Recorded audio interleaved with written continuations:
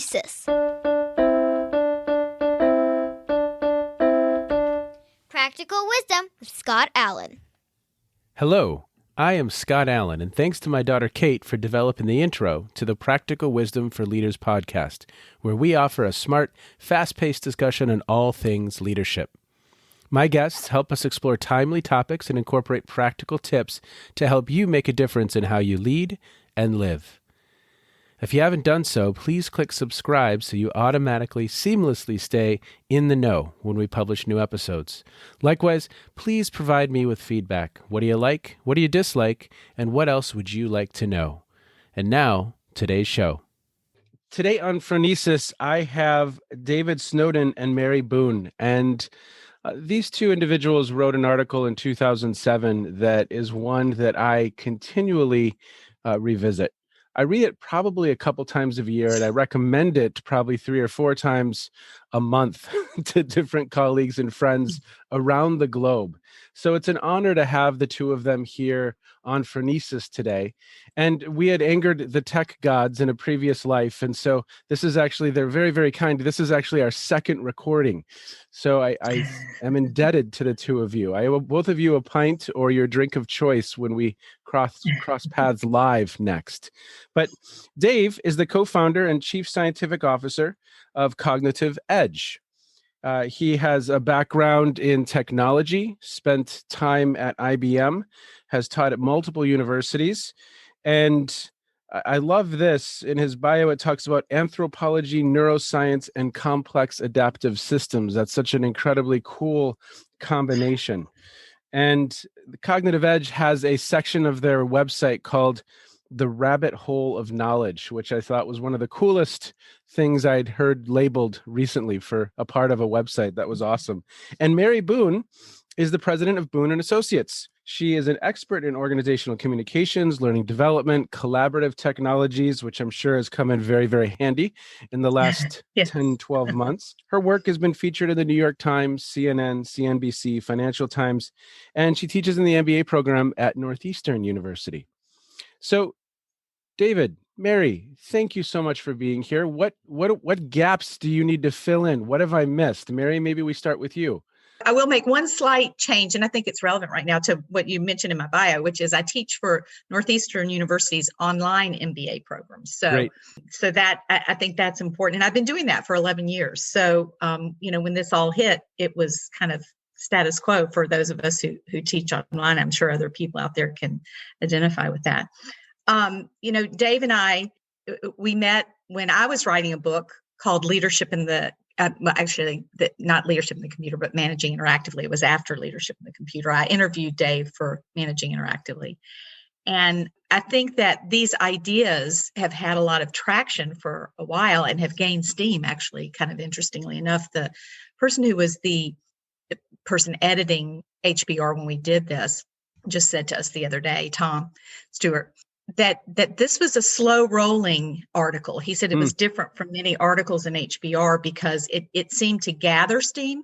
It didn't come out with this big bang, but it over time it's gathered steam and has had significant staying power. And I think, of course, as we can see in recent events, at least in the States here, chaos. I do believe that these ideas are still extremely relevant, and I'm happy to hear you're reading the article and recommending it, Scott. We really appreciate it. Dave and I have been really gratified over the years by how people continue to reach out to us based on what we put out there in HBR quite a while ago now. Well, it's wonderful. And David, what gaps do I need to fill in your bio? Anything, and then we'll jump into the framework. A few. I split the commercial and not-for-profit elements of Cognitive Edge several years back, and I now run the Cynefin Center, which is a not-for-profit section. Yeah, so Okay. that's unlike a change. I think the other thing, and it picks up on what Mary said, I think next week or the week after, we're not sure which yet, the European Commission will publish a new field book or field guide on how to managing complexity and chaos. And I'm the lead author on that, which is rather ironic given the stupidity of the English. We blame the English for everything in Wales for taking us out of Europe. But that's actually quite important because the slow burn thing is key. I mean, we've been taking a natural science-based approach to social systems now for about 10 or 15 years and argued against approaches based on case studies on the basis that you never got enough data and under conditions of uncertainty that was dangerous. And COVID has kind of like triggered that. So all of a sudden, if you specialize in complexity and chaos, you're quite attractive in current times. Well, let's talk a little bit about the model. The Cynefin framework, there's 5 contexts. We have simple, complicated, complex, chaotic, and then we have disorder, which does not sound fun. And there's an interesting boundary. We'll have a visual. We'll have a link to the article. There's an interesting story about the boundary between simple and chaotic as well that I would love to explore a little bit. But Dave, would you give us a high-level explanation of the framework? Yeah, I think normally do that in 2 stages. So in nature, there are 3 types of system: ordered systems, complex systems, and chaotic systems. And if you want a metaphor for this, it's rather like solid, liquid, and gas. And you go through a phase shift between them. So if I hit water up to 100 degrees, it doesn't immediately become steam. I have to put in more in heat before it makes a change, right? And that's called latent heat. So the simplest version of Cynefin actually shows 3 domains: highly ordered, highly constrained systems, high levels of predictability; chaotic systems, which are always temporary because they have no constraint, and that doesn't last for long; and then complex adaptive systems, which are deeply entangled. And I think that's the key metaphor for complexity. Everything is entangled with everything else. And it's like, Juarrero famously said, it's like bramble bushes in a thicket. You pull a bramble bush and you've got no idea what's going to happen because of the level of entanglement. And the other key point on that is, if you know about the triple point in physics, there's a point of stability between pressure and temperature where it's equipossible for things to go into any of the 3 states. And that's the central domain of Cynefin, which is now called confused or operatic. And what Cynefin does then, so it has that central domain, all right? It then splits order into 2, clear and complicated. We've changed it from simple. That was Mary's idea. So clear is like in the US, you drive on the right. In the UK, we drive on the left. It's obvious what you should do, go do it. Yep. Whereas complicated is more about experts. So but fundamentally, Cynefin is clear, complicated, complex, chaotic, and confused. Okay. And then we add liminality and a few other things, but that's the basics. Great. Even in your description right here, obviously some things have shifted a little bit in the more than 10 years since its publishing. As you reflect on the work, does it hold for you? I mean, obviously you said this is a slow burn. This obviously has some energy and some legs in the system. Does it still hold for you, Mary, even as you look back on it?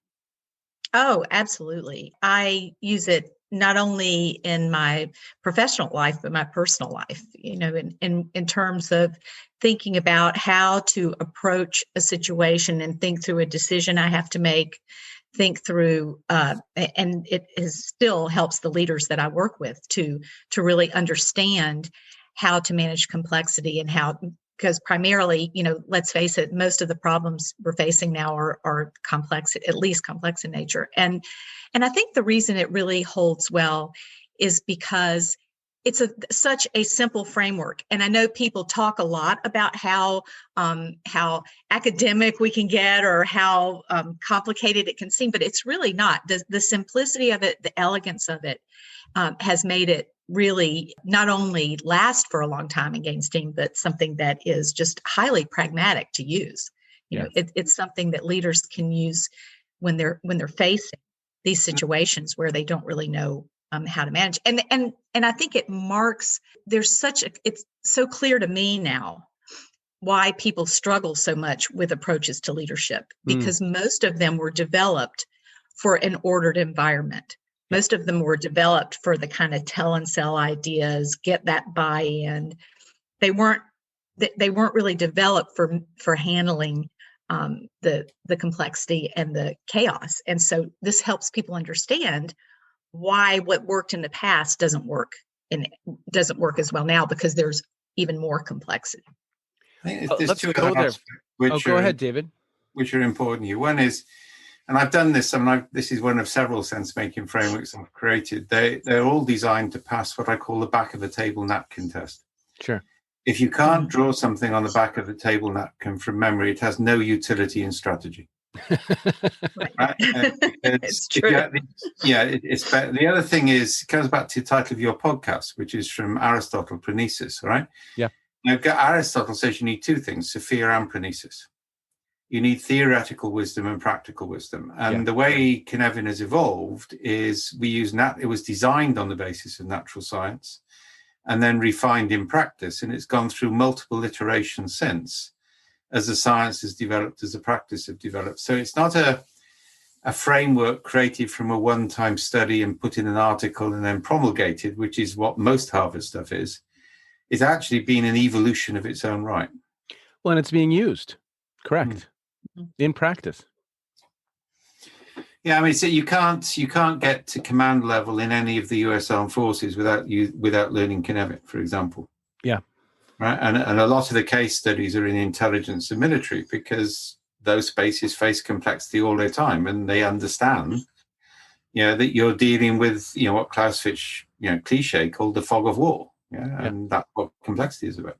I love the simplicity, but I also love, and I could think of it in kind of a levels also, where a lot of the leadership education that I see, we're teaching people to think through simple or maybe complicated type problems. We aren't preparing them to be thinking at these different levels, thinking in these different ways, and preparing them to, because each of these require, the leader has a different job depending on the type of problem that they're facing.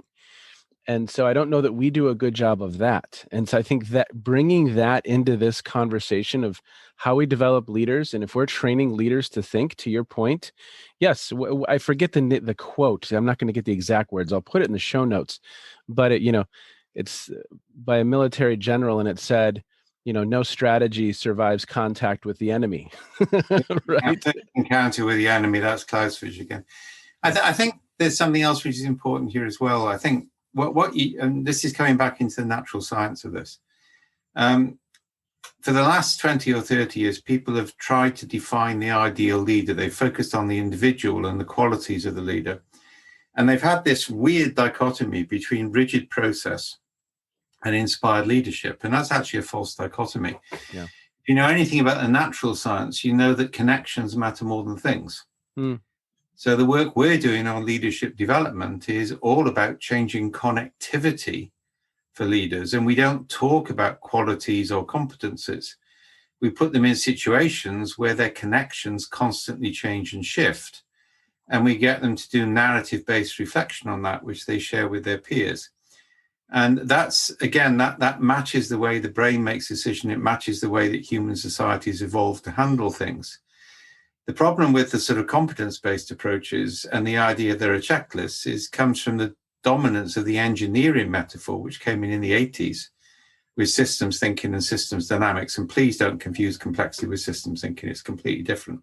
And those are engineering metaphors which came in and it's where I think, pseudosciences like Myers-Briggs come through, because they make people look like widgets in a manufacturing process.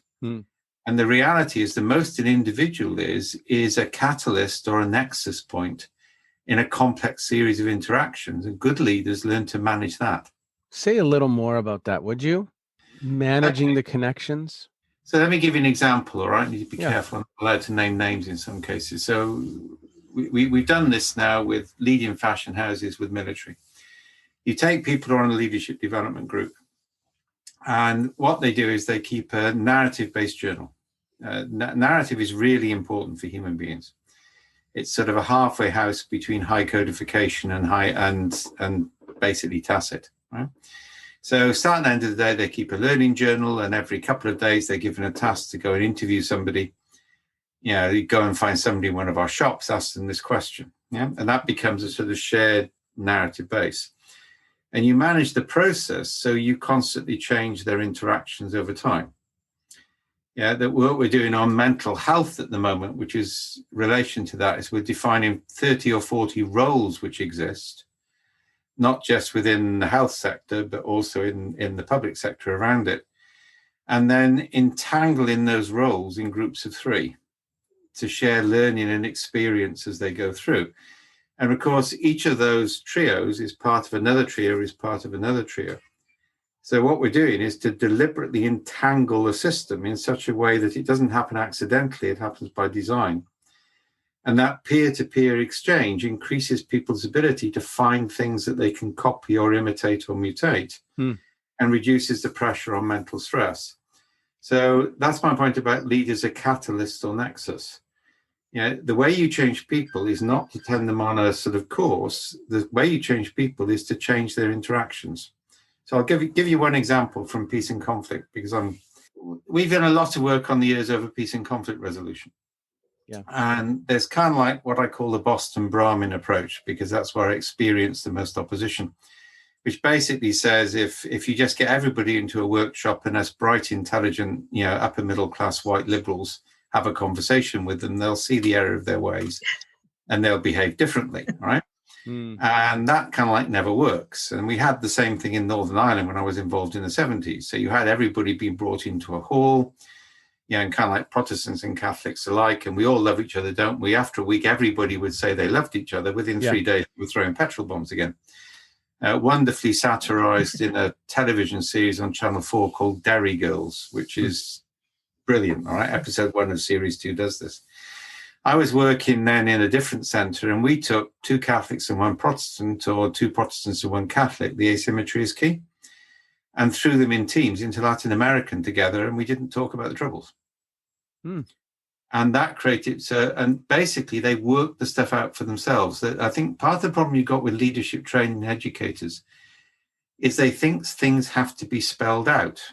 Another personal example, from the age of 11 in the school I went to, and I still remember the first day in school. I'm now allowed to wear long trousers, because we weren't allowed to wear long trousers till we were 11 in the UK.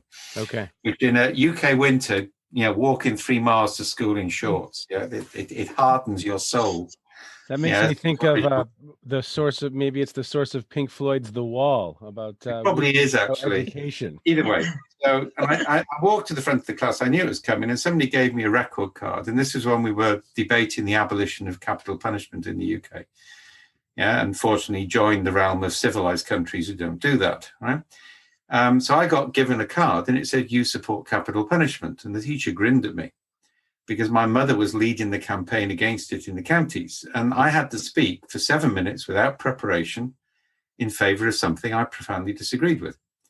And we did that every week from the age of 11 to 18. That made us generalists, and it made us critical. The process changed the way we thought. We weren't taught to be critical, but the process of doing things in a different way changed it. And that's the key thing on modern leadership development. You change interactions, you change process so that people develop something which is sustainable for them. You stop all these nonsensical competence frameworks, and God help us, ideas like mental models. It's certified science. It's incredible. One of the things that brings up for me is another thing that happened in management theory is that we went through this whole period where they said we don't need any leaders. Right. Everybody can be totally self-managing. Right. And of course, that's nonsense as well, because it's just the role of the leader and the actions of the leader not the role, but the actions of the leader need to change, and bringing in this notion of peer-to-peer. And, this plays out in so many different ways. It's interesting. I do a lot of work with people and helping them to design major leadership conferences and designing the way the interactions will work. And I have a really hard time convincing people often that peer-to-peer interaction and the design of it, the conscious design of it, as Dave was talking about before with the entanglement, the conscious decision about how you set that up for that peer-to-peer interaction is so crucial. And it always gets short shrift because everybody's so concerned with messaging. We need to put as many people on the schedule as possible so they'll come. Right. And that. Right. I have a joke among my friends that I create my own conference. And so I kind of sit in the lobby, and then all of my friends come, and I have wonderful conversations all day long. Yeah. What were you going to say, Dave? You were going to say something? I was going to say it's also the ethics of it. I think it's perfectly ethical if you're in HR or in organizational change to change people's interactions. I don't think it's remotely ethical to try and change what they are. Mhm. And it's actually quite interesting that applies to things like mission statements, which we don't talk about mission statements anymore because they didn't work. So now we talk about purpose statements, which is just the same name for the same phenomenon. And the one thing you can guarantee if you want to be purposeless, is create a formal purpose statement. Because everybody will learn to game it. We actually use parables. Because all the world's religion teach through parables, and parables kind of like give you a good indication of what you shouldn't do, but leave open possibilities about what you should do. So they adapt and change over time. And this is the work we've been doing on commander's intent, right? You're much better using ambiguous narrative forms than actually something structured, because then the system can adapt under change. Yeah? So the crazy thing is, in the last 20 or 30 years, we've had all these constructs being built on the assumption that the human brain is a limited capacity information processing device.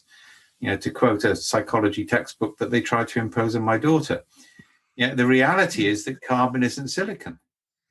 Human beings make decisions in radically different ways, in unstructured ways. We're biological. Our narrative environments. This is, beyond, consciousness is a distributed function for humans. And therefore, this ecological metaphor is much sounder than an engineering metaphor if you're going to deal with humans.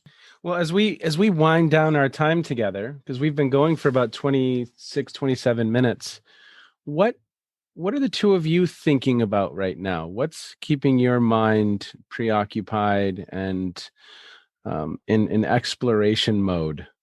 My mind in exploration mode is really looking right now at what's actually going on around me, especially with coronavirus at the forefront of everybody's thoughts, and also clearly here in the States, the political situation. I'm involved in a conversation right now about how to rethink government with a group of UX designers and other designers. It's a whole organization filled with different types of designers. And we're in a conversation about that right now and of course, many of the ideas that we've talked about today, and then also tools, I think we'd be remiss if we didn't mention the tool SenseMaker, which is going to enable a lot of things. And I think Dave can speak to that a little bit. So I'm thinking about how SenseMaker can play a role in this whole notion of rethinking government and also rethinking organizations. And because that tool gives you the ability to work with those narratives, to listen at scale, to be able to affect change in ways that, because you have a new type of intelligence that you can gather. Dave, talk a little about it and elaborate on that a little bit. It's interesting. I put something out on social media yesterday, which has gone absolutely viral, and said the biggest mistake of the last 3 decades has been to define where we want to be and try and close the gap. Right. Because you can't do that. And what it does is it blinds you to possibilities in the present. So in complexity, we start journeys with a sense of direction. And therefore it's far more important to understand where you are than where you want to go.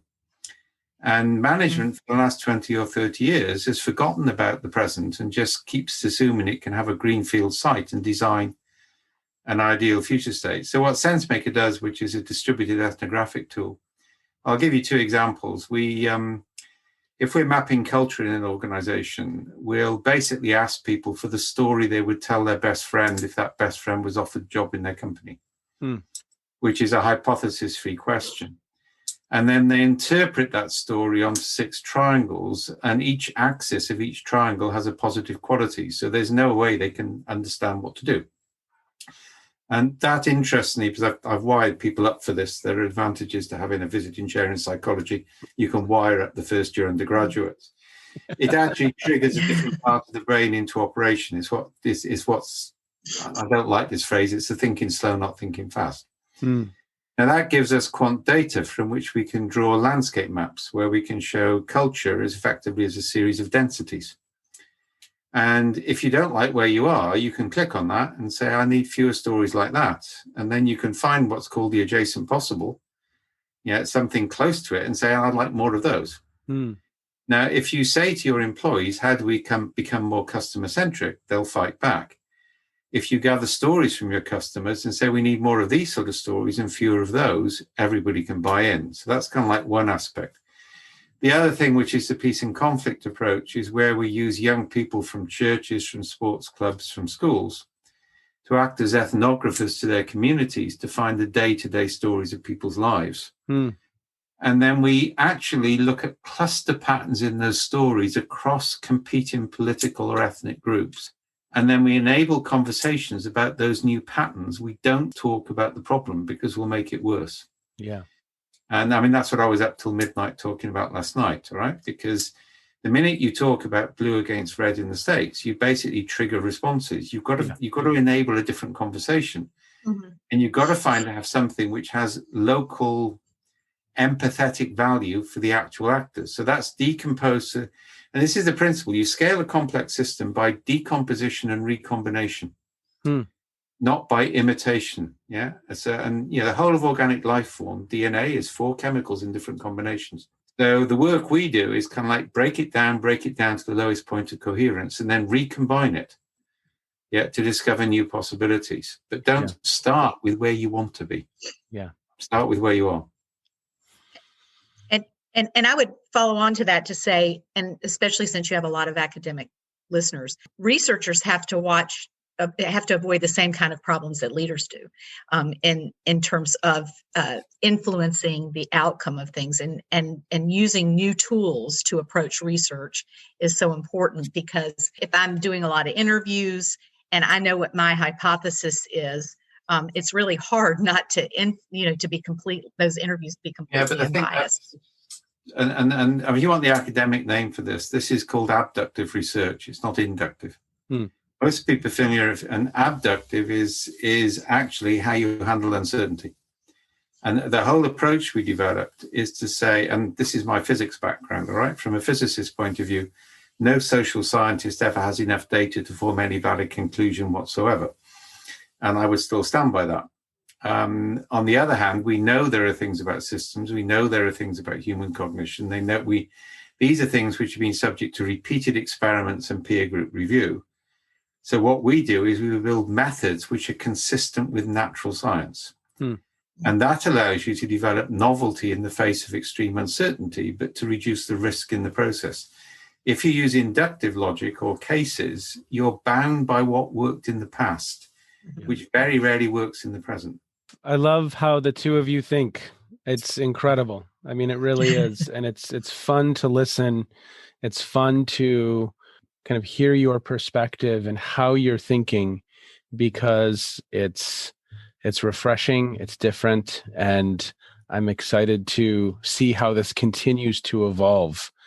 I want to come to some of the programming. I want to understand more. How can people be in touch with the two of you? How can people learn about your good work? Where would you suggest they go to learn more? We're putting up a new website next week for the Cynefin Centre. So if you search on cynefincentre.com, you'll find it. That will also contain the new European Commission field book on crisis management and the big programs we're doing on health and future of religion in society, which is actually also really interesting in terms of how you create meaning, and climate warming. So all of those programs will be there. And the other thing is just look for me on social media. I'm very active and I blog most days, and that's where I do most of my thinking. I like blogging. Great. Thank you, sir. Mary? And for me, I'm at Mary Boone on Twitter, and also you can get me at mary@maryboone.com. My website's not as nearly in good a shape as Dave's is, but you can just email me directly, mary@maryboone.com, and I'd be happy to respond. Thank you so much for the two of you making this work again.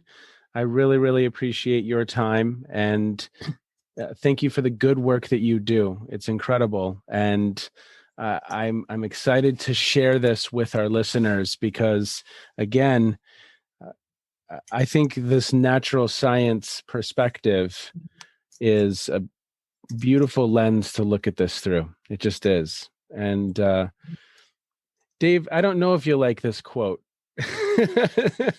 You'll have an opinion on it. And one of my favorite quotes is every system is perfectly designed for the results that it achieves. Do you agree with that quote?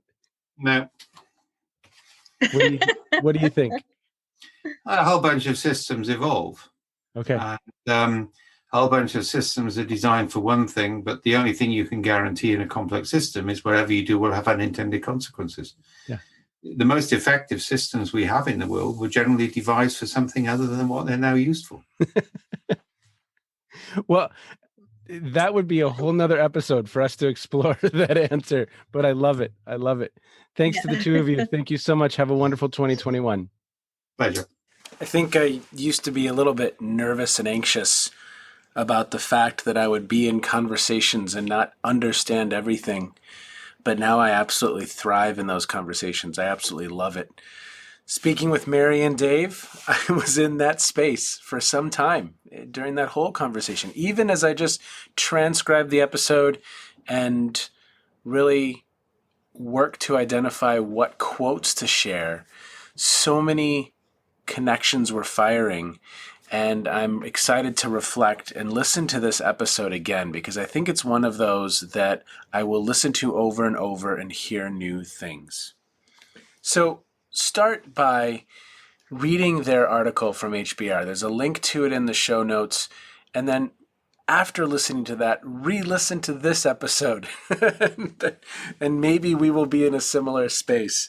But I really do appreciate their work, and I appreciate how they're thinking. I'm excited to better understand it all. I just am. I don't have a background in complexity. I don't have a background in some of what we're discussing, so it's fun to learn. 50th episode. That was the 50th episode of Phronesis. How exciting. This started last April as an activity to keep my mind active in the beginning days of the pandemic. And it has just been a wonderful opportunity to connect, to learn, to reflect. And in the coming weeks, we have some exciting announcements. So that's going to be fun to share with you when the time is right there. Podcast guest Tony Middlebrooks reached out last week and just said, hey, you've done a whole bunch of these now. What kind of stands out for you? What are some themes? What are you thinking about?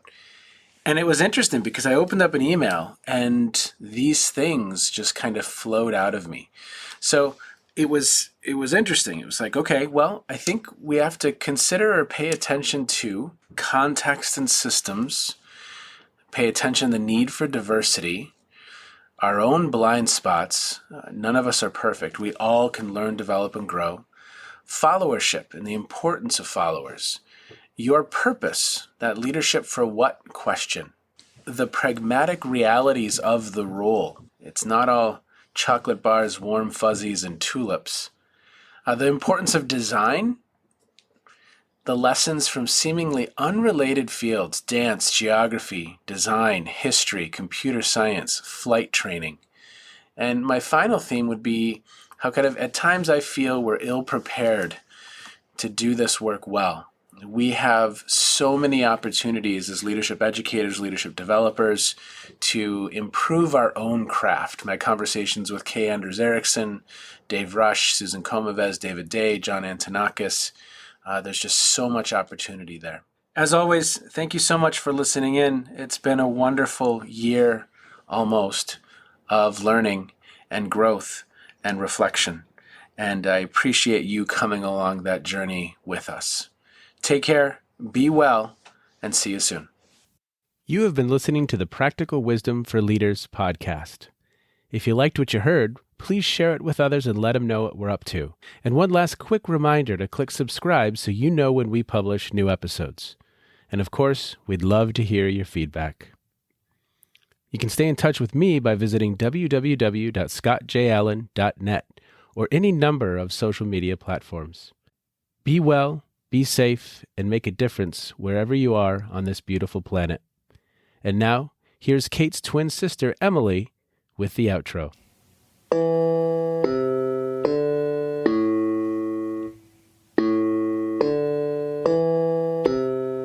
You've been listening to Phronesis, Practical Wisdom with Scott Allen.